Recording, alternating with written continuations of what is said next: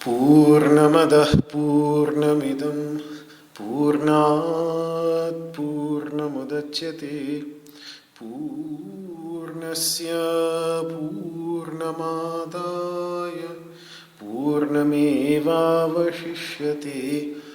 ॐ शान्तिः शान्तिः शान्तिः। वसुदेवसुतं देवं कंसचाणूरमर्दनं देवकी परमानन्दं कृष्णं वन्दे जगद्गुरुं। सर्वोपनिषदो गावो दोग्धा गोपालनन्दनः पार्थो वत्सः सुधीर्भोक्ता दुग्धं गीतामृतं महत्।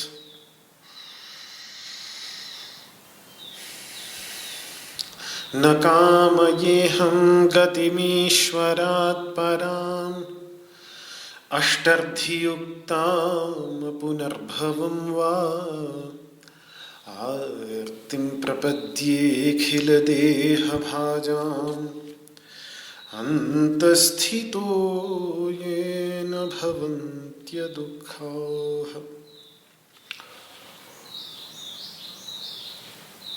विश्वं दर्पणदृश्यमाननगरी तुल्यं निजान्तर्गतम्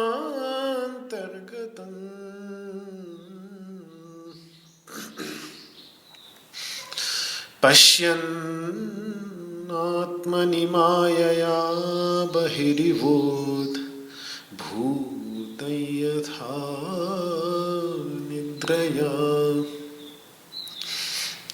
यस्साक्षात् कुरुते प्रबोधसमये स्वात्मानमेवाद्वयम् तस्मै श्रीगुरुमूर्तये नमः इदं श्रीदक्षिणामूर्तये।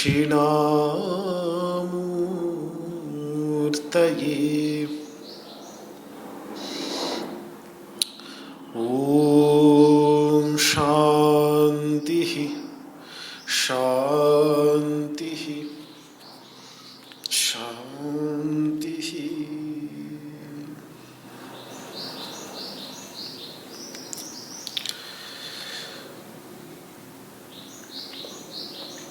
ओम नमो भगवते वासुदेवाय। भगवान श्री कृष्ण अर्जुन को समझाते हैं कि देखो, विषय जगत में भटकती इंद्रियों के पीछे जो मन भटकता है वो मन, इंद्रियों के पीछे भटकने वाला मन, यानी इंद्रियों को अपने वश में न रख पाने वाला मन,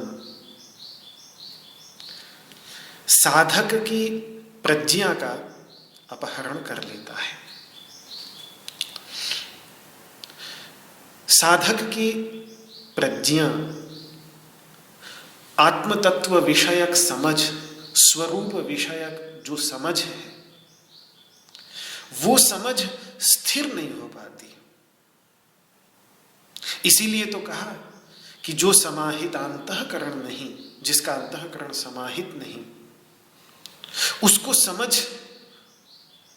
हो नहीं पाएगी, ज्ञान हो नहीं पाएगा। क्योंकि अगर हो भी गया तो बहुत आसानी से वो हीरा, वो मोती ज्ञान का छिन भी जाएगा उससे, यदि अंतःकरण समाहित नहीं। अब इसमें एक उदाहरण दिया है भगवान ने इस श्लोक के अंतर्गत। ये सारा का सारा विचार चल रहा है सांख्य योग नामक दूसरे अध्याय के 67वें श्लोक पर,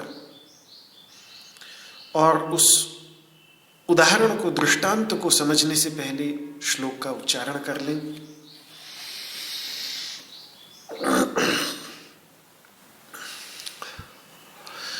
इंद्रियाणां हि चरतां यन्मनोनुविधीयते तदस्य हरति प्रज्ञां वायुर्नावमिवाम्भसि। इंद्रियाणां हि चरतां यन्मनोनुविधीयते तदस्य हरति प्रज्ञां वायुर्नावमिवाम्भसि। इंद्रियाणां हि चरतां यन्मनोनुविधीयते तदस्य हरति प्रज्ञां वायुर्नावमिवाम्भसि।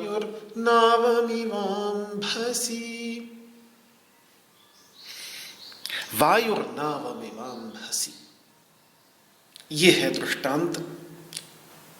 वायु नावम इव अंभसि, जैसे वायु नौका को हर लेती है। अंभसि यानी जल में, जब तक कि वो जल में होती है तब तक तेज वायु का झोंका नाव को भटका देता है। इंजन आने से पहले तो हवा से ही चलती थी नावें समुद्र के अंतर्गत, पाल लगा करके, और उसमें हवा के वेग से चलाया जाता था नौकाओं को। प्राचीन तरीका तो यही था पुराने समय से। समुद्र में खे करके तो पार नहीं किया जा सकता था। जहां आवश्यकता होती थी वहां खेती भी थे चप्पुओं की मदद से, लेकिन सामान्यतः वायु का ही सहारा लेकर नौका को समुद्र में चलाया जाता था। तो वही हवा जो नाव को अपने गंतव्य की ओर ले जाती है, अगर उसको सही तरीके से ज्ञानपूर्वक पाल चढ़ाकर, कपड़ा चढ़ाकर और सही तरीके से वश में रखकर लिया जाए, तब तो वो हवा, वही हवा गंतव्य की ओर पहुंचाती है। लेकिन यदि वो हवा तेज हो जाए या नाव पर अधिकार न रहे नाविक का, तो फिर वो हवा, वो तेज हवा अधिकार के अभाव में, नियंत्रण के अभाव में नाव को गंतव्य स्थान की ओर जाने वाले मार्ग से हटाकर दूसरे ही मार्ग पर भटका ले जाती है। बस जैसे ये है, इसी प्रकार इंद्रियों के पीछे पीछे चलने वाला मन जहां जहां इंद्रियां खींच के ले जाएं वहीं जो मन जाए और उनको अपने वश में न रख पाए, तो ऐसा मन स्वरूप विषयक प्रज्ञा का हरण करके, स्वरूप के ज्ञान का हरण करके, जो ज्ञान स्वरूप विषयक है, जो बुद्धि स्वरूप विषयक है, उसको हर कर उसे विषय जगत विषयक बना देगा। जो बुद्धि स्वरूप के ज्ञान को प्राप्त करना चाहती थी, जो अंदर विद्यमान है, उसको वहां से हटाकर और पुनः बाह्य जगत के जो विषय हैं उन विषयों में वो मन लगा देगा। तो उस प्रज्ञा का, उस बुद्धि का, उस ज्ञान का गंतव्य था, मंजिल थी अंतरात्मा, अर्थात इस बुद्धि की गहराइयों में विद्यमान वो शुद्ध चैतन्य तत्व जो हमारा वास्तविक स्वरूप है,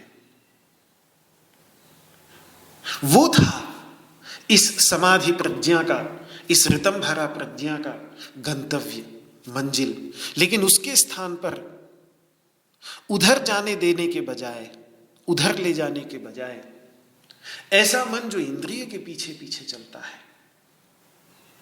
वो उस प्रज्ञा को ले जाता है बाह्य जगत के विषयों में, हवा के साथ नहीं। हवा किधर की भी हो, पाल का एंगल ये होना चाहिए, अगर व्यक्ति को अपना गंतव्य पता है और नाव पर उसका पूरा अधिकार है और वो पाल को चढ़ाना सही तरीके से जानता है, तो फिर नाव के लिए वायु का अनुगामी होना आवश्यक नहीं है।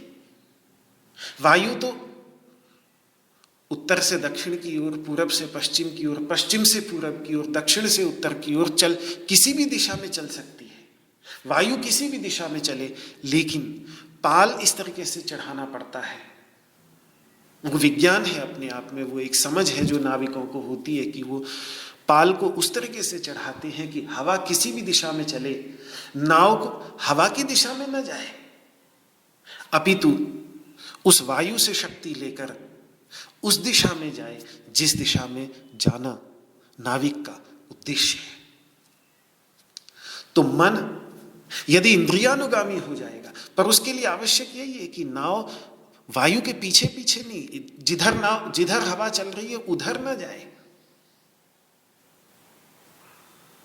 तो इसी प्रकार से ये मन भी इंद्रियानुगामी नहीं होना चाहिए, बल्कि पूरी तरह से इंद्रियां उसके वश में होनी चाहिए। पाल, नौका सब वश में होगी तभी वो गंतव्य स्थान की ओर जा पाएगी, तब उस प्रज्ञा को ले जा पाएगा मन अंतरात्मा की ओर, और हमारी वो समझ स्वरूप की समझ में परिवर्तित हो जाएगी।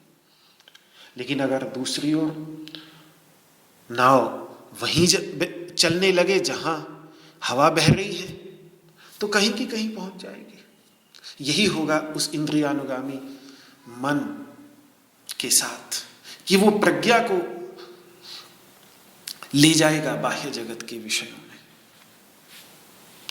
और वो बाह्य जगत हो सकता है अपने आप में बुरे ना भी हो, मैं ये भी नहीं कह रहा हूं कि वो बाह्य जगत के विषय बुरे ही होंगे, हो सकता है अच्छे हो,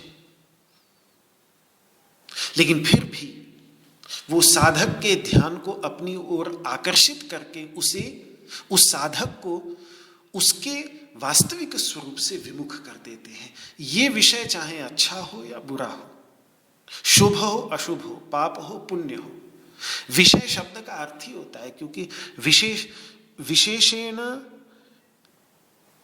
सिनोति बधनाति, शिय बंधने धातु है। विषय है ही वही जो हमारी वृत्ति को अपने से बांध ले, हमारी चेतना को अपनी ओर आकर्षित कर ले। हम अपनी चेतना को चैतन्य की ओर ले जाने का प्रयास कर रहे हैं। स्थित प्रज्ञ तत्व की साधना के एक साधक के रूप में हम चाह रहे हैं कि हमारी चेतना चैतन्याभिमुखी हो, हमारी चेतना, चेतना मतलब बुद्धिवृत्ति, बुद्धिवृत्ति उस तत्व की ओर अभिमुख हो जिस तत्व के प्रकाश से वो स्वयं प्रकाशित है।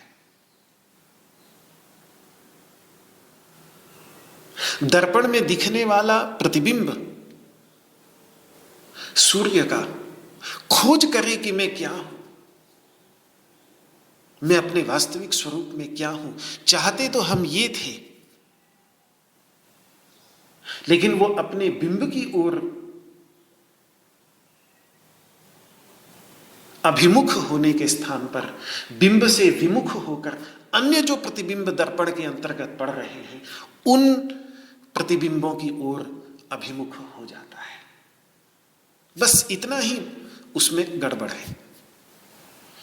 और ऐसा विषय चाहे अच्छा हो या बुरा हो, उदाहरण मेरा समझ रहे हैं कि एक दर्पण है, उस दर्पण के अंतर्गत मैं भी प्रतिबिंबित हो रहा हूं और भी बहुत कुछ प्रतिबिंबित हो रहा है। दर्पण का उद्देश्य ये था कि उसमें मैं अपने आप को देखूं, अपना ज्ञान प्राप्त करूं, अपने को समझूं, मैं क्या हूं, मैं कैसा हूं, कैसा दिखता हूं। लेकिन अपने को देखने के स्थान पर, उस दर्पण में अपने को देखने के स्थान पर मैं लग जाऊं देखने उस सब को जो उस दर्पण के अंदर और बहुत कुछ मेरे चारों ओर का प्रतिबिंबित हो रहा है। बस इतना विषय। ऐसे ही ये बुद्धि एक दर्पण है। इस बुद्धि के अंतर्गत मैं भी प्रतिबिंबित हो रहा हूं जीव के रूप में। मैं हुआ शुद्ध चैतन्य तत्व, क्योंकि हम ब्रह्मास्मि, वही हम सबका वास्तविक स्वरूप है। ज्ञानी की दृष्टि से वास्तविक हमारा मैं जो है वो शुद्ध चैतन्य तत्व ही है। और वो अपना स्वरूप होने के कारण स्वतः नहीं दिखता। जैसे मेरा चेहरा मुझे स्वतः नहीं दिखता है, उसके लिए मुझे सामने दर्पण चाहिए, और फिर दर्पण में प्रतिबिंबित जो दिखेगा वो होगा तो मेरे जैसा, लेकिन वास्तव में मेरा चेहरा नहीं होगा। केवल मेरे चेहरे जैसा द्वैत, मेरे से भिन्न, तब मैं उसको देख पाता हूं। यही शुद्ध चैतन्य तत्व जो मेरा वास्तविक स्वरूप है। और जीव जो बुद्धि के अंतर्गत प्रतिबिंबित है वो भेद है। चूंकि मैं अपने वास्तविक स्वरूप को विस्मृत हूं, तो होता क्या है कि उस बुद्धि के अंतर्गत जो प्रतिबिंबित हो रहा है मेरा स्वरूप, उस छोटे से प्रतिबिंब के साथ मैं तादात्म्य बना लेता हूं कि बस यही मैं हूं।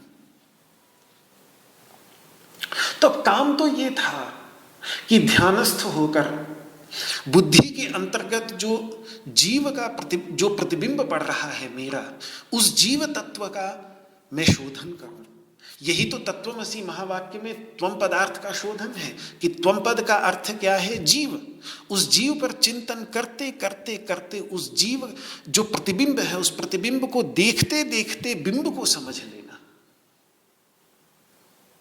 यानी दर्पण में जो प्रतिबिंब पड़ रहा है उस दर्पण में पड़ने वाले प्रतिबिंब को देखते देखते समझते समझते उसके सहारे से अपने आप को समझना,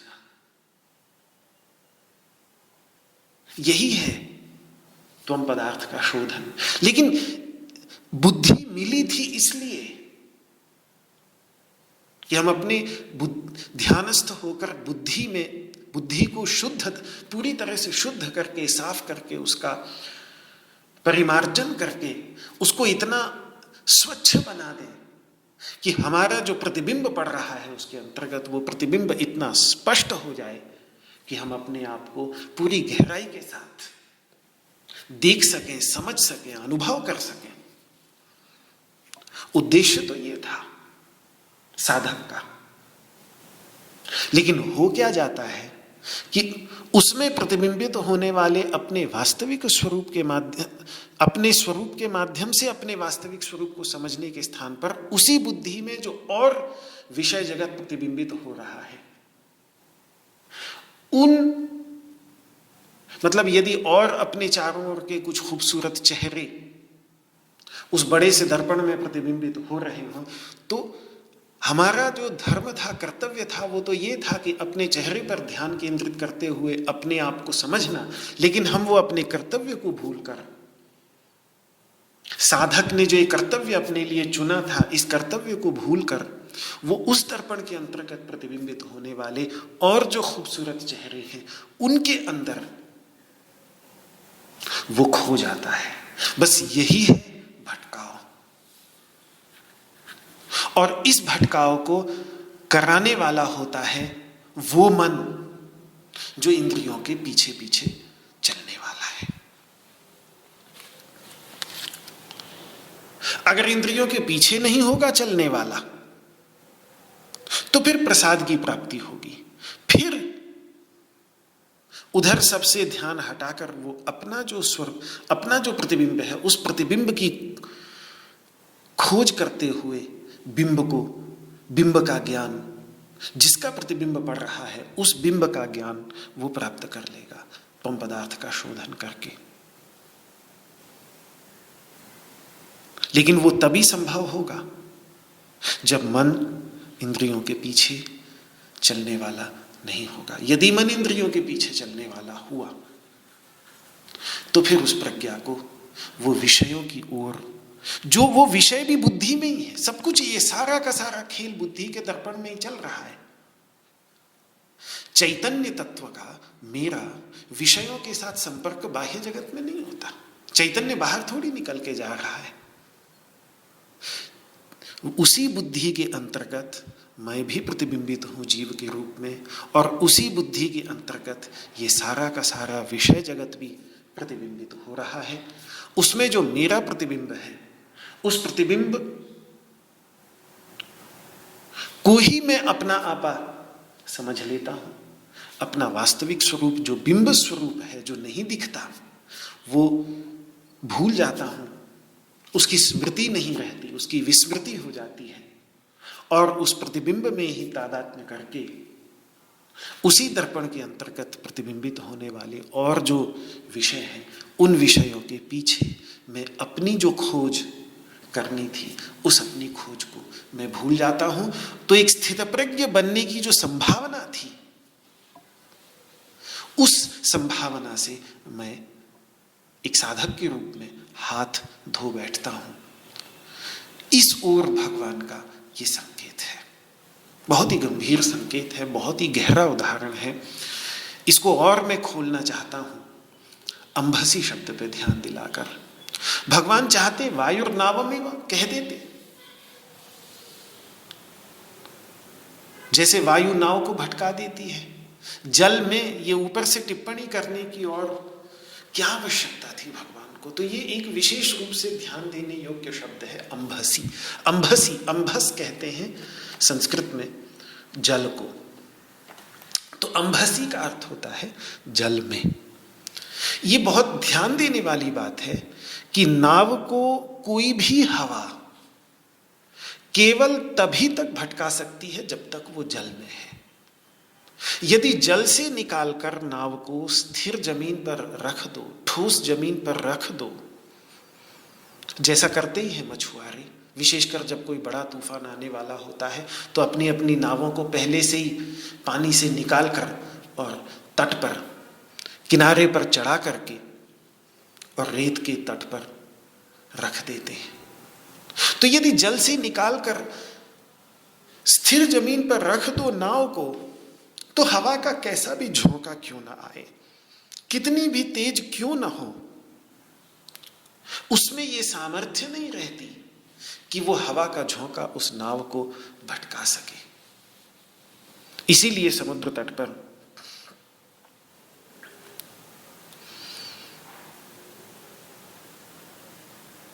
कई बार पदयात्रा करने का सौभाग्य मिला। सोमनाथ से द्वारका जी तक पूरी तरह से पदयात्रा करते हुए बिल्कुल समुद्र तट पे, एकदम रेत रेत में।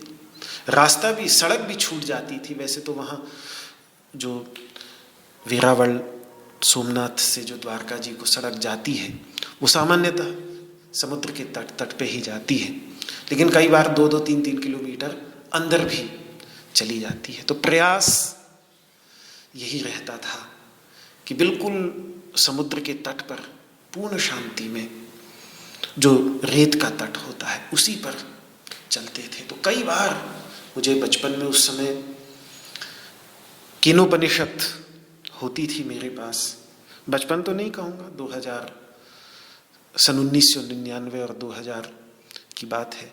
1999 का दिसंबर और 2000 का जनवरी का महीना रहा होगा, जब उस समय सुदामापुरी के भी दर्शन हुए। बीच में पोरबंदर, जो सुदामा जी की दिव्य भूमि, और वहीं सांदीपनी विद्या निकेतन, रमेश भाई ओझा जी के गुरुकुल में रहने का, प्रवचन करने का सौभाग्य भी मिला उस समय उपनिषदों पर। महर्षि अरविंद के जो गुरुदेव, फिर बाद में जब ये समुद्र तट की यात्रा पूरी हुई तो बीच में जूनागढ़ भी पड़ता था, तो समुद्र के तट को छोड़कर जूनागढ़ पर गिरनारी बाबा की भी चढ़ाई की। वहाँ भी गुरु गोरक्षनाथ जी ने जिस पर्वत की चोटी पर बैठकर तपस्या की, उसके दर्शन किए। उनके गुरुदेव आदि गुरु दत्तात्रेय जी ने, जो गिरनारी बाबा के नाम से जाने जाते हैं, उन्होंने जहाँ तपस्या की वहाँ पर दर्शन किया। और फिर वहीं के पास में, गिरनार के ही, जूनागढ़ के पास में ही बीलखा नाम का एक गांव था, तो वहाँ भी जाने का सौभाग्य इसलिए मिला। मैं सौभाग्य इसलिए कह रहा हूँ कि वहाँ पर गुजरात भूमि के एक बड़े ही महान विभूति, जिनको श्रीमन नाथ जी के नाम से जानते हैं, जो गुरुदेव थे महर्षि अरविंद के। जिस समय महर्षि अरविंद तो मूल रूप से वैसे बंगाल के थे, लेकिन बड़ौदा में टीचर रहे थे, बड़ौदा में अध्यापक रहे थे, तो उस दौरान योग की गहराइयों का जो ज्ञान मिला वो इन्हीं की ही सन्निधि में, इनसे ही ज्ञान उन्होंने प्राप्त किया। योग के महान महान योगी, दिव्य योगी, गुजरात भूमि के दिव्य योगी। तो उनका गुरुकुल ये जूनागढ़ के पास में, वहाँ पर भी पहले केनोपनिषद के ऊपर और उसके बाद श्रीमद् भगवद गीता के ऊपर, मुझे लगता है शायद मेरे जीवन का सबसे पहला प्रवचन, एक जो कई दिनों तक चलने वाला, जैसे ये चल रहा है, तो मेरा एक प्रकार से गुरुस्थान के से भाव आ जाते हैं, क्योंकि महर्षि अरविंद के प्रति श्रद्धा भी बड़ी भारी है। और गीता और केनोपनिषद पर प्रवचन करने का, वैसे छोटे मोटे प्रवचन करता था, लेकिन लंबा प्रवचन एक जो कई दिनों तक रह करके, और सहज गुरुकुल था, विद्यार्थी थे बहुत सारे, तो आचार्यों ने कहा कि बोलिए, तो ये सारा याद आ गया था। कहने का उद्देश्य ये था कि जब समुद्र तट पर चलते थे तो कई बार ये नाविक, ये मछुआरों के गांव आ जाते थे, वहाँ पर भी देखा। और फिर जगन्नाथपुरी में भी समुद्र तट पर पदयात्राएं की, जगन्नाथपुरी के आसपास के इलाकों में, उड़ीसा में भी, तो वहाँ पर भी देखा। तो जब भी ये तेज हवा चलने का, या रात के समय में कितने बार, या लंबे समय तक, तो मछुआरे अपनी अपनी नावों को पानी से निकाल लेते हैं। क्यों? इसलिए कि तूफान आने पर उन नावों को वो डुबा न दे, या उन नावों को खोलकर, रस्सी तोड़कर भटका न दे समुद्र के अंतर्गत, तो उसको पानी से निकाल लेते थे। तो जल स्वयं चूंकि अस्थिर है, जल स्वयं क्योंकि चंचल है, इसलिए उस पर चल रही नाव को भी भटकाया जा सकता है, चंचल किया जा सकता है। दूसरी ओर भूमि सर्वथा स्थिर है, तो उस पर स्थित नाव को कोई भी हवा नहीं भटका सकती। तो ये बहुत महत्वपूर्ण बात है नाव के विषय में समझने के लिए, जिस पर अम्भसी कहकर के भगवान जोर दे रहे हैं। और इसको अगर घटाएं हम अपने दृष्टांत में, तो चूंकि यहाँ नाव है प्रज्ञा, यहाँ नाव है स्वरूप विषयक ज्ञान, यही है यहाँ नाव, क्योंकि यही नौका के समान साधक को इस अज्ञान के सागर से पार उतारती है। इसीलिए तो योग के सूत्रों में उसको महर्षि पतंजलि तारक ज्ञान कह देते हैं, पार उतारने वाला, तराने वाला, तर देने वाला। तारकम सर्व विषयम सर्वथा विषयम अक्रमम चेति विवेकजम ज्ञानम। विवेकज ज्ञान को उन्होंने तारक ज्ञान, जो अपने अंदर से निकलने वाला ज्ञान है, उसको अनौपदेशिक ज्ञान कहते हैं। वेदव्यास किसी उपदेश को सुनकर होने वाला ज्ञान नहीं, बल्कि अंदर से उत्पन्न होने वाला ज्ञान, वो है ऋतंभरा प्रज्ञा, वो है वो नौका, वो नाव जो साधक को अज्ञान के सागर से पार उतारती है। ये नौका, ये हो गई नौका। और तेज हवाएं क्या हो गई? विषय वासनाएं, विषयों के प्रति जो अंदर से, विषय नहीं, विषय तो कुछ कर ही नहीं सकती अगर हमारे अंदर वासना ना हो उन विषयों के प्रति। भटकाते विषय नहीं, भटकाते उन विषयों के प्रति हमारी वासनाएं हैं। और ये जब उठती हैं तूफान की तरह, अंदर की वासनाएं, अंदर की इच्छाएं, तो वो तेज हवाओं की तरह इस नौका को भटका देती हैं। लेकिन भटका केवल तभी तक सकती हैं वो तेज हवाएं जब तक वो नौका पानी में है। और पानी यहां पर क्या है? अस्थिर मन। अस्थिर मन ही पानी है। मन स्थिर हो गया तो जमीन हो गया, मन चंचल रहा तो अस्थिर, मन चंचल रहा तो पानी की तरह। वही बात नास्ति बुद्धिरयुक्तस्य, जब तक अंतःकरण असमाहित है, अयुक्त है, अंतःकरण अपने वश में नहीं, मन अपने वश में नहीं, तब तक वो मन पानी की तरह है। और तब तक हमारी नौका पानी में है। कोई भी तेज हवा का झोंका उसको भटका सकता है। लेकिन अगर वो मन ही स्थिर हो जाए, उस मन पर अपना वश कर ले, उस मन को समाहित करना सीख ले, उस मन को शांत करना सीख ले। शम, शम कहते हैं, अंतःकरण निग्रह को शम कहते हैं। शम से ही शांत बनता है। शमथा की बात सबसे पहले बुद्ध करते हैं, विपश्यना से भी पहले। वो मन जब समाहित हो जाता है, वो मन जब स्थिर हो जाता है, तो फिर वो पानी नहीं रहता, फिर वो जमीन की तरह हो जाता है, स्थिर हो जाता है। और उस पर आप अपनी प्रज्ञा रूपी नौका टिका दीजिए तो आने दीजिए बड़े से बड़े तूफान, कोई फर्क नहीं पड़ता। वो उस नौका को कभी भी नहीं भटका सकेंगे। तो जैसे ही वो प्रज्ञा रूपी नौका अपने अधिकार में किए हुए मन रूपी स्थिर जमीन पर टिक जाती है, तो फिर बड़े से बड़े तूफान में कोई योग्यता नहीं कि उस नाव को भटका सके। और यही बात भगवान कहते हैं, शक्नोति हैव यस्सोढुं प्राक्शरीर विमोक्षणात् काम क्रोधोद्भवम वेगम स युक्तः स सुखी नरः। सूक्ष्म शरीर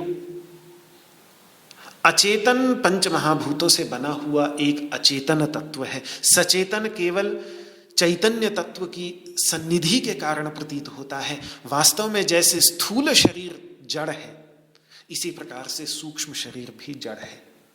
और यहाँ सारा का काम कोई समझदारी से नहीं होता। यहाँ सारा का सारा काम संस्कारों से होता है। समझदारी रह जाती है पड़ी। संस्कार निर्धारित करते हैं कि सूक्ष्म शरीर क्या करता है। सूक्ष्म शरीर हो सकता है कि बहुत कुछ साधना करने के बाद भी किसी विशेष परिस्थिति में उस साधक के अंतर्गत काम का उद्वेग हो जाए। अनुकूल परिस्थितियों में क्रोध का संवेग, क्रोध का आवेग आ जाए। लेकिन भगवान कहते हैं शक्नोति हैव यस्सोढुं प्राक्शरीर विमोक्षणात्, यदि इनके वेग को वो सहन कर लेता है तो महाराज वो सुखी है, फिर उसको कोई समस्या नहीं। सयुक्तः वही योगी है। तो भगवान मना नहीं कर रहे हैं कि काम क्रोध का वेग उठेगा ही नहीं। मन है, अंतःकरण है, ये सूक्ष्म शरीर है। किस परिस्थिति में पढ़कर, किन परिस्थितियों में पढ़कर इसके अंतर्गत काम का वेग उत्पन्न हो जाए, किन परिस्थितियों में पढ़कर क्रोध का वेग उत्पन्न हो जाए। लेकिन अगर अंतःकरण समाहित होगा, अगर मन स्थिर होगा, अगर उसने योग का अभ्यास किया हुआ होगा, अपने मन पर उसका अधिकार होगा, तो वो वेग उसके पैर उखाड़ नहीं सकेगा। पैर उसके जमे रहेंगे, वो भटकेगा नहीं, उसकी नौका भटकेगी नहीं, उसकी नौका जमी रहेगी एक स्थान पर। तो कुल मिलाकर सबसे अधिक आवश्यक यहां पर यही देखने में आ रहा है कि संभावनाएं दो हैं। एक इंद्रियों के पीछे दौड़ता मन, और एक इंद्रियों को अपने वश में रखते हुए मन को अपने वश में रखना। ये दो संभावनाएं हैं। दोनों संभावनाओं में क्या हो जाता है वो भगवान ने पिछले श्लोकों में बताया। पर ये बात अंभसी को लेकर जो मधुसूदन सरस्वती आचार्य, कोई मेरा मौलिक चिंतन नहीं है, जो आचार्यों गुरुजनों ने जिस तरीके से समझाया उसी को ही मैं सरलतम भाषा के अंतर्गत प्रयास मात्र कर रहा हूं प्रकट करने का। तो मधुसूदन सरस्वती ने इसको बहुत सुंदर तरीके से समझाया कि अंभसी शब्द पर जोर देते हुए कि जब तक जल में है, चंचल जल में है, तभी तक ही नौका का हरण वायु कर सकती है, जमीन पर रखने के बाद नहीं। तो इसी प्रकार से जल है मन की चंचलता, और जब तक मन चंचल है तभी तक इंद्रियां प्रज्ञा का हरण कर सकती हैं, प्रज्ञा को हर ले जा सकती हैं। अगर मन स्थिर हो जाए योगाभ्यास के द्वारा, ध्यान के अभ्यास के द्वारा, योग मतलब ध्यान, वही अर्थ है, तो फिर एक बार वो बीच की जो जमीन है वो स्थिर हो जाए तो इंद्रियों में कोई सामर्थ्य नहीं कि वो उसकी प्रज्ञा का हरण कर ले, वो स्थित प्रज्ञ हो जाता है। जब मैं ईशावास्योपनिषद पर कई वर्ष पहले ऐसे ही एक बहुत ही लंबा प्रवचन 70-80, कुल तो उसमें 18 ही मंत्र हैं, बहुत छोटा सा ही है, लेकिन वो 18 मंत्र 60 के लगभग, शायद 58-60 दिन तक चलता रहा। तो उस दौरान एक और गीता का भी था, चल रहा था। तो मैं एकदम से मेरे दिमाग में एक बात आई, जब दधीची नाम पर, क्योंकि ईशावास्योपनिषद के जो मंत्र दृष्टा ऋषि हैं, वास्तव में यजुर्वेद का 40वां अध्याय है ईशावास्योपनिषद।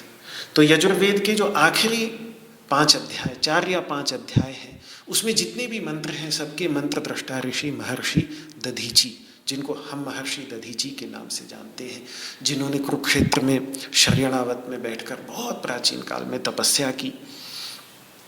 उनकी इस पृथ्वी पर रहते रहते कभी भी असुर इस पृथ्वी पर अपना अधिकार न जमा पाए, तो वो दधीची, जिनको वैदिक भाषा में दधीची न कह करके दध्यंग कहते हैं, दध्यंग। तो एक बार ऐसे ही मन में विचार आया कि ये दध्यंग नाम का अर्थ क्या है। तो ध्यान गया कि जो दही की तरह जम गया हो। तो बड़ी अद्भुत बात लगी कि देखिए, दही के उदाहरण से बिल्कुल वही बात कह रहा है ये नाम, जो यहां अंभसी के माध्यम से भगवान कह रहे हैं। जिसकी बुद्धि, जिसका मन, जिसका अंतःकरण दही के समान जम गया हो, यानी स्थिर हो गया हो। और देखिए, ये उदाहरण भी आता है दध्यातंचन का, भगवान शंकराचार्य ने भी दोबारा खोजना पड़ेगा, आतंचन शब्द का प्रयोग उन्होंने किया है उपनिषदों के भाष्य के अंतर्गत। तो होता क्या है, हमारे पास हमारी बुद्धि दूध की तरह है, हिलते डुलते रहने वाली, अस्थिर, दूध के बर्तन को जरा सा हिलाइए, पूरा दूध हिल जाएगा। हमारी प्रज्ञा ऐसी ही, हमारा अंतःकरण ऐसा ही है। लेकिन जब कहीं से दही की 2 बूंदें ले आइए, जिसको जामन कह देते हैं, वो डाल दीजिए उस दूध के अंतर्गत, तो कुछ समय में वो जामन जमा देता है उस दूध को और वो दही बन जाता है। गुरु का उपदेश, सत्संग, संत जनों का संग, वेदांत के उपदेशों का विचार, ये उस जामन की तरह है। ये जैसे जब हम ईशावास्योपनिषद पढ़ते हैं तो दध्यंग अथर्वण ऋषि की प्रज्ञा जैसी जमी हुई थी, स्थिर हुई थी, वहां से 2-4 चम्मच दही लेकर हम भी अपने दूध के अंतर्गत जब उसको डाल देते हैं तो हमारा दूध भी दही की तरह जम जाता है। पर अच्छी तरह से जमे हुए दही के बर्तन को यदि हम हिलाएं भी तो वो दही जो है वो बिल्कुल स्थिर रहेगा, वो हिलेगा डुलेगा नहीं। दूध छन्नी में से निकल बहेगा, पर दही छन्नी में से निकल नहीं बहता, वो छन्नी में रह जाता है, तभी तो श्रीखंड बन जाएगा। तो समाधि में अंतःकरण जो है बिल्कुल श्रीखंड की तरह जम जाता है, तभी तो भगवान श्रीखंड का भोग इतने प्रेम से लगाते हैं। कुल मिलाकर अगर आप सोचें कि ये सिर जो है हमारा, जिसके अंतर्गत ये प्रज्ञा है, इसमें जो ये इंद्रियां हैं, ये इंद्रियां छन्नी के छेदों की तरह है, जिनसे ये प्रज्ञा, ये बुद्धि बार बार रिस रिस करके संसार में जाती है। पर एक बार जब वो श्रीखंड की तरह जम गई, दही की तरह जम गई, और उसका जो पानी है वो पानी निकल गया, तो उसके बाद फिर वो इंद्रियों के रास्ते से संसार में नहीं रिसती। श्रीखंड बन चुकी, दही की तरह जम चुकी वो प्रज्ञा, श्रीखंड बन चुकी वो बुद्धि, वो इंद्रिय के द्वारों के रास्ते संसार में नहीं रिसती। तो एक 2 उदाहरण में इसी अंभसी को ही एक दूसरे, जो एक बहुत महान महर्षि हैं, प्राचीन वैदिक काल में, वेद का जो एक प्राचीनतम समय, वेदों का बिल्कुल ऋग्वेद का जो एक प्राचीनतम काल है, उस समय शायद योग की, ध्यान की पराकाष्ठा में पहुंचा हुआ एक सितारा, एक तारा, एक स्टार दिखता है हमें कोई, तो वो है महर्षि दधीचि, दध्यंगाथर्वण, जिन्होंने मैत्री का उपदेश दिया, जिन्होंने शांति यानी क्षमता का उपदेश दिया, और उसके बाद जिन्होंने पूरी की पूरी ईशावास्योपनिषद का उपदेश दिया, जिन्होंने मधु विद्या का ज्ञान प्राप्त इंद्र से प्राप्त करके कैसे अपने चारों ओर छुपे हुए मधु को खोजा जाता है, मधु यानी मिठास, उस ज्ञान को अपने सर कटने की कीमत पर भी, मतलब वो उस ज्ञान के लिए बलिदान देने से भी पीछे नहीं हटे। 2 बार उन्होंने बलिदान दिया। एक बार मधु विद्या के ज्ञान को प्राप्त करके आगे अश्विनी कुमार, जो सारे के सारे देवताओं के चिकित्सक हैं, उनको उन्होंने वो ज्ञान देने के लिए उन्होंने अपना बलिदान स्वीकार किया। एक बार, ये बहुत प्राचीन कथाएं हैं, बहुत ही प्राचीन, मतलब वेद के जो प्राचीनतम हिस्से हैं, उन हिस्सों में इन कथाओं की ओर संकेत उपलब्ध होता है। उपनिषदों के अंतर्गत तो है ही, मैं वेदों के प्राचीनतम हिस्से की बात कर रहा हूं। और दूसरी बार उन्होंने बलिदान तब किया जब उनकी हड्डियों की आवश्यकता पड़ी, जिससे फिर इंद्र के वज्र का निर्माण हुआ। तो इंद्र के हाथ में जो वज्रहस्त पुरंदरः, जिससे वो इस संपूर्ण संसार को आवृत कर देने वाले अज्ञान रूपी वृत्रासुर का वध करता है, भगवान विष्णु की सन्निधि में वो वज्र के अंतर्गत जो हड्डी है, वो हड्डी महर्षि दधीचि की लगी हुई है, उसके लिए उन्होंने बलिदान किया है। ये कथाएं ऊपर से दिखने में बड़ी विचित्र लगती हैं, लेकिन जब इन कथाओं को दार्शनिक धरातल पर, जो वैदिक विज्ञान है, वेद का दर्शन है, उस दर्शन के धरातल पर प्रतीकात्मक रूप से जब इनको समझने का प्रयास किया जाता है, तो इन कथाओं का जो गांभीर्य है इनका, तो बड़ा हृदय गदगद हो जाता है। जब मैंने इन सब पर चिंतन किया है तो हृदय गदगद हो जाता है। ऐसे ये प्राचीन ऋषि हैं। तो ये एक वेद का प्रसंग एकदम से ध्यान में आया, अंभसी के ही विचार को और अधिक स्पष्ट करने के लिए। तात्पर्य कुल मिलाकर अंत में केवल इतना सा ही है कि क्यों इस मन की चंचलता को कम करने के लिए साधना करना परमावश्यक है, और यही सबसे अधिक कठिन है।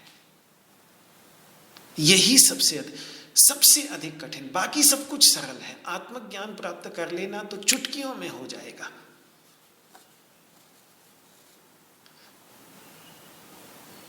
योग वासिष्ठ में ध्यान आता है मुझे, महर्षि वशिष्ठ भगवान राम को कहीं किसी स्थान पर कहते हैं कि देखो, एक रकाब से दूसरे रकाब में, रकाब वो होती है जो घोड़े के दोनों ओर पैर टिकाने के लिए लटकी होती है, तो एक रकाब में पैर रखकर चढ़ना पड़ता है, और इतनी तेजी से चढ़ना पड़ता है कि तुरंत दूसरी रकाब में पैर रख कर के संभालना पड़ता है, अन्यथा तो पूरी जो आसन है बैठने का, वो पूरा एक तरफ झुक जाएगा।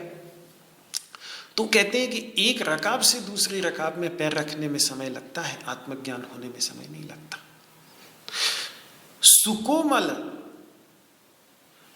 कमल की पंखुड़ी को छेदने में हो सकता है सूर्य की रौद्र किरण को समय लग जाए, लेकिन आत्म तत्व के साक्षात्कार में समय नहीं लगता। ऐसे ऐसे उदाहरण योग वासिष्ठ के अंतर्गत भगवान वशिष्ठ भगवान राम को देते हैं। आत्मज्ञान में देर नहीं लगती। व्यक्ति पूरी तरह से तैयार हो जाए तो अपने आप हो जाता है। देर जो लगती है वो इस मन की चंचलता को, और ये अर्जुन को बात अभी तो सुन रहा है, अभी तो जो भगवान बोले जा रहे हैं वो सुना जा रहा है, लेकिन ये बात वो प्रश्न उठाएगा 6 अध्याय में जाकर, ध्यान के संदर्भ में। चंचलम ही मनः कृष्ण प्रणाथि बलवदृढ़म् तस्याहं निग्रहम् मन्ये वायुरेषु दुष्करम्। भगवान भी कहेंगे कि हाँ, इसमें कोई शक नहीं, मन को निग्रह में कर पाना बहुत ही कठिन है, लेकिन अभ्यास करते रहो, वैराग्य की भावना का संचार करते रहो, तो कुछ कठिन नहीं, ये भी हो जाता है। पर यही सबसे कठिन कार्य है, और ये इतना अधिक आवश्यक क्यों है, वो इस उदाहरण में जल पर अगर हम ध्यान देंगे, जल पर पड़ी हुई नौका पर ध्यान देंगे, दधीची में दधी और दूध के दृष्टांत पर ध्यान देंगे, तो समझ में आ जाएगा कि सबसे पहले मन को स्थिर करना सबसे अधिक आवश्यक क्यों है।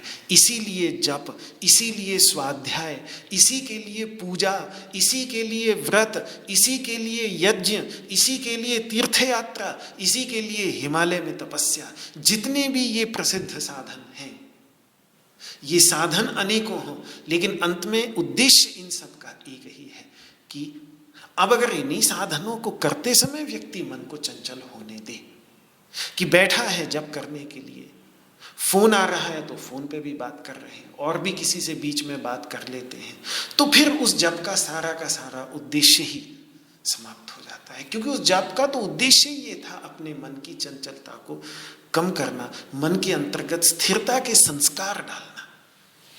जो ये चंचलता की वासना है, चंचलता भी एक संस्कार है, और हम चाहें वो अयोगज संस्कार है, जो पहले से बिना योग का अभ्यास किए जो पहले से संस्कार विद्यमान होते हैं।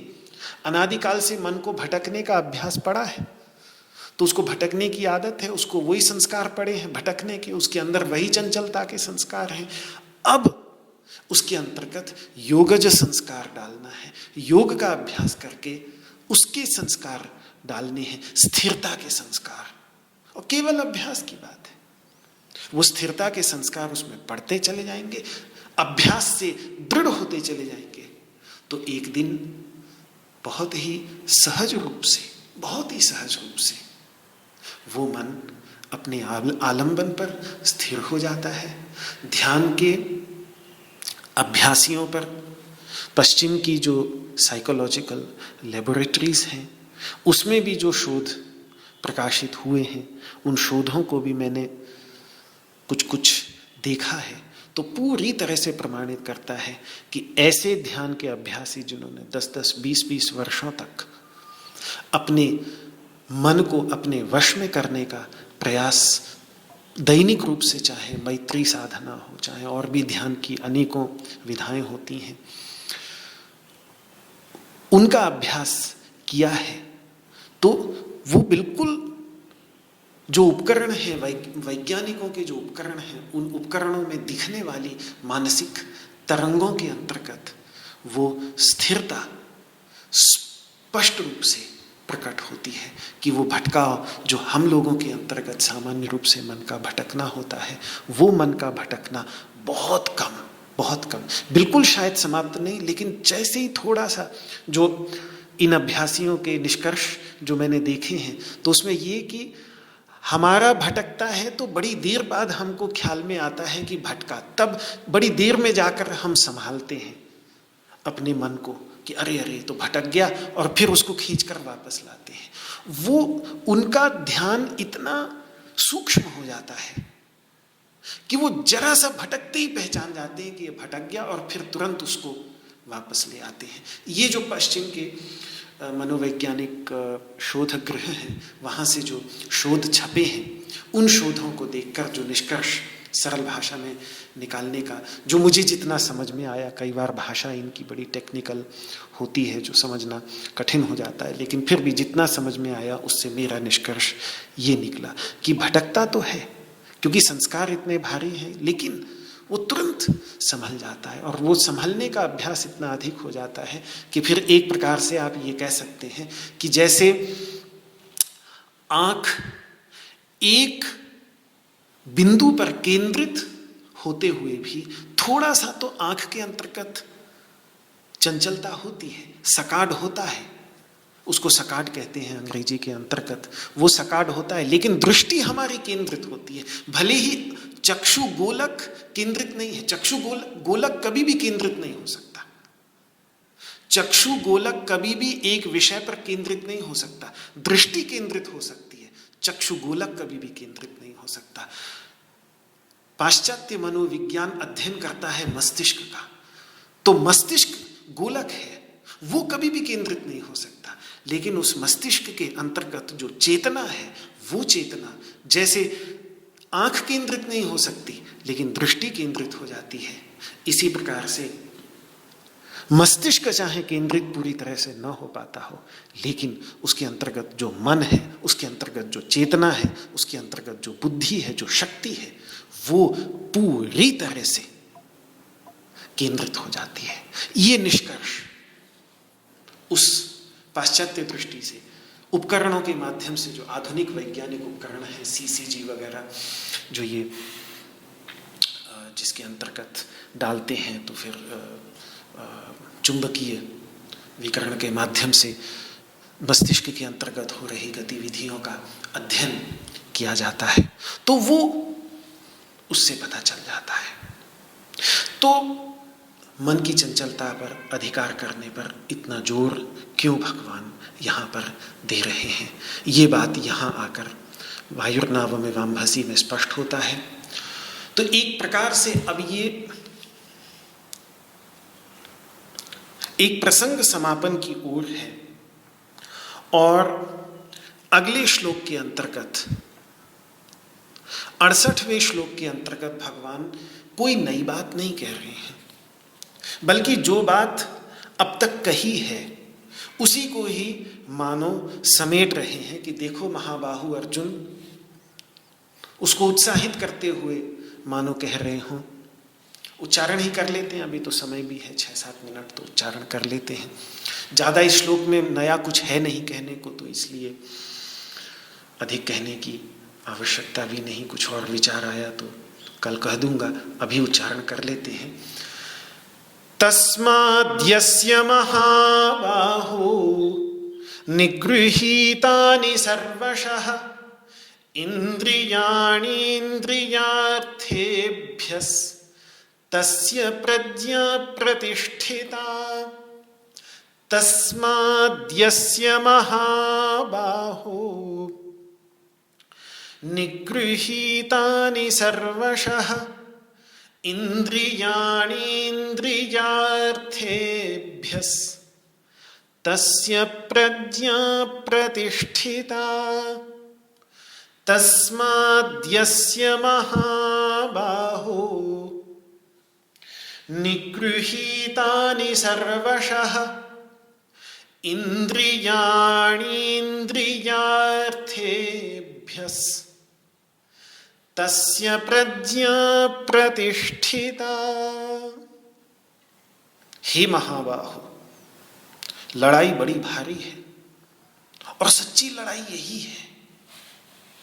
यही तो बात महाभारत युद्ध की समाप्ति के बाद महाराजा युधिष्ठिर को समझाते हैं उनके मंत्री, उनके ये छोटे भाई कि भैया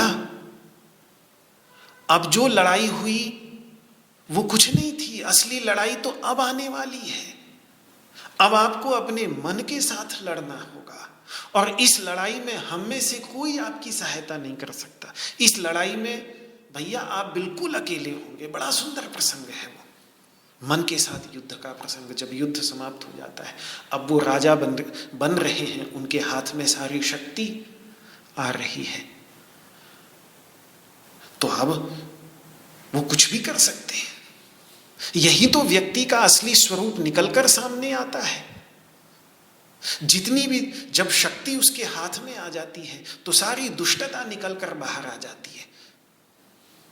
क्यों? क्योंकि फिर उसको वहां कोई रोकने वाला नहीं होता, तो वहां कोई भी उसको नहीं रोक सकता। वहां उसको अपने आप को स्वयं रोकना पड़ता है। इसीलिए ये देश, ये भारत ही शायद विश्व का एक ऐसा देश होगा जिसने राजर्षि का विचार दिया, ऐसे राजा का विचार जो अपने आप को स्वयं अपने अधिकार में रखने के कारण ऋषि बनता है। तो ये अब जो लड़ाई आने वाली है, मन के साथ की लड़ाई, ये तो इस संसार की किसी भी लड़ाई से बड़ी लड़ाई है और बिल्कुल अकेले लड़े जाने वाली लड़ाई है। पर भगवान महाबाहु कह करके कि तुम्हारी तो बड़ी बड़ी बाहें हैं, तुम तो बड़े शक्तिशाली हो, तुम्हारे लिए न ये बाहर का युद्ध जीत पाना कठिन है, और जैसे शूरवीर तुम बाहरी युद्ध में हो, ऐसे ही इस अंतःकरण के भी साथ युद्ध में तुम शूरवीर बनो तो तुम कर सकते हो अर्जुन। तो एक उत्साह जैसे बढ़ाते हैं माता पिता अपने बच्चों का पढ़ने में और उसमें, तो उस तरीके से भगवान महाबाहु कह करके अर्जुन का उत्साह बढ़ाते हुए कह रहे हैं कि तस्माद् यस्य इंद्रियाणि सर्वशः इंद्रियार्थेभ्यः निगृहीतानि। इसीलिए चूंकि ऐसा है कि इंद्रियों के पीछे पीछे चलने वाला असमाहित मन आत्म विषयिणी प्रज्ञा का हरण कर लेता है, इसलिए चूंकि मन इंद्रियों के पीछे पीछे चलता है और प्रज्ञा मन के पीछे पीछे चलती है, इसलिए जिस साधक ने सभी ओर से अपनी इंद्रियों को उनके विषयों से निगृहीत कर लिया है, अपने वश में कर लिया है, अपने अधिकार में कर लिया है, बिल्कुल उस सारथी की तरह जिसने घोड़े लगाम के माध्यम से अपने अधिकार में रखे हुए हैं, वही रथ को स्थिर रख सकता है। नहीं तो घोड़ा तो कब चाहे कब भागने लगे, तो लगाम खींचनी पड़ती है बड़ी जोर से, तब घोड़ा जो दौड़ता हुआ घोड़ा है वो फिर रुकता है, और तब उस रथ पर, उस तांगे पर, उस इक्के पर हम लोग चढ़ सकते हैं, उतर सकते हैं। चढ़ने उतरने के लिए स्थिर रखना पड़ता है तांगे को, इक्के को, और वो काम होता है जब लगाम से घोड़ों को खींचा जाता है, तब उनको अपने वश में रखकर। तो उसी प्रकार से मन को स्थिर रखने के लिए जिस व्यक्ति ने इंद्रियों पर निग्रह, और इंद्रिय में मन भी आ जाता है, क्योंकि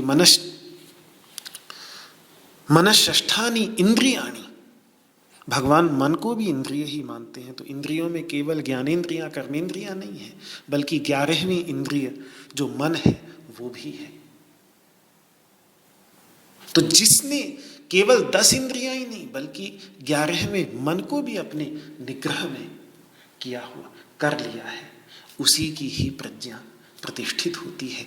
अब हम प्रज्ञा का अर्थ समझ गए हैं, स्वरूप विषयक ज्ञान, उसका स्वरूप विषयक ज्ञान स्थिर हो जाता है, जिससे फिर वो स्थित प्रज्ञ बन जाता है। पर उसके लिए मन और मन की अंगभूता जो ये 10 इंद्रियां हैं, विशेष करके 5 ज्ञानेंद्रियां, 5 कर्मेंद्रियों पर इतना जोर नहीं है, 5 ज्ञानेंद्रियों पर, मन और 5 ज्ञानेंद्रियां, ये जो 6 हैं, इन 6 को जिसने अपने निग्रह में कर लिया है, अपने वश में कर लिया है, योगाभ्यास के द्वारा, भावना के द्वारा,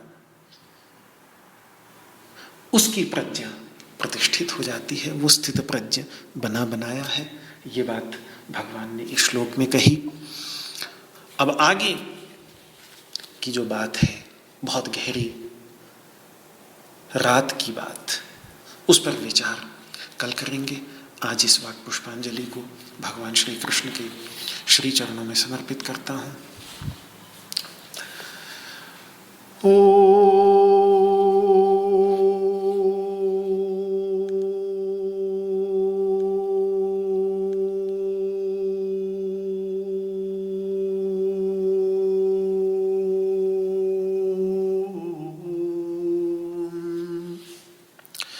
सर्वे भवन्तु सुखिनः, सर्वे सन्तु निरामयाः, सर्वे भद्राणि पश्यन्तु, मा कश्चित् दुःखभाग् भवेत्।